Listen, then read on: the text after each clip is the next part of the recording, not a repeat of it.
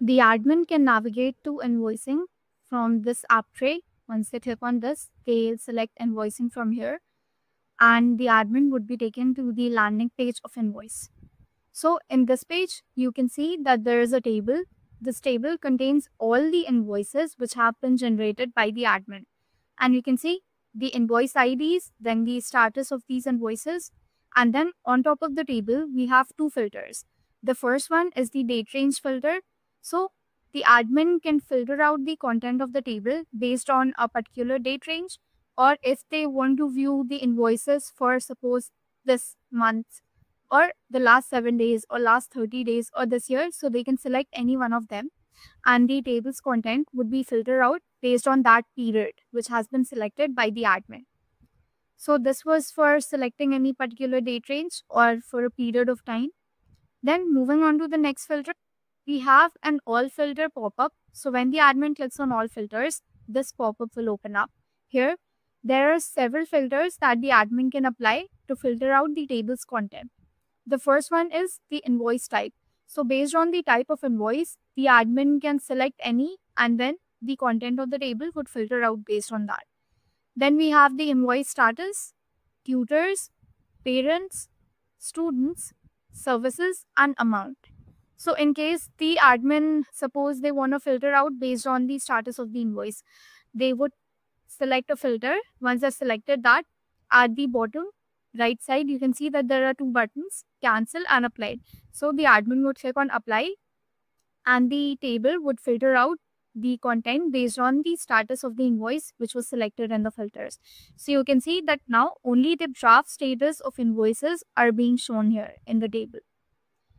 Then if in case the admin wants to set a certain filter as their default filters, what they can do is they would select this. Suppose they want to set this as their default filter. They would select this checkbox, and then on the bottom left corner, we have a checkbox called save these as my default filters. So the admin would select this checkbox, and once they've done that, they would click on apply. So now what's going to happen is whenever the admin logs in into the platform and they go to invoicing page, this filter would always be applied.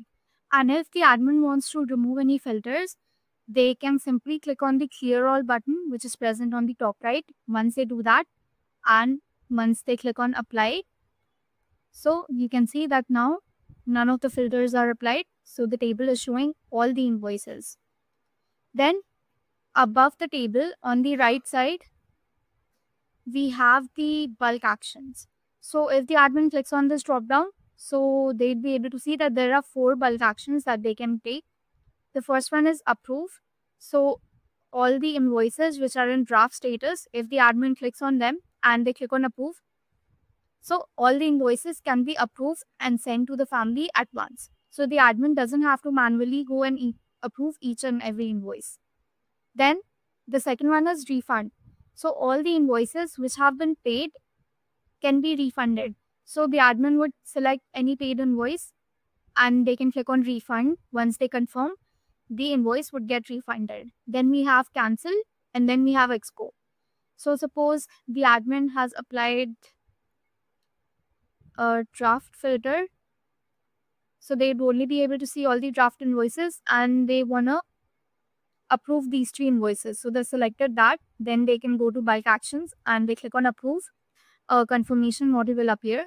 Once they confirm, you can see that the 3 selected invoices are no longer being shown in the table.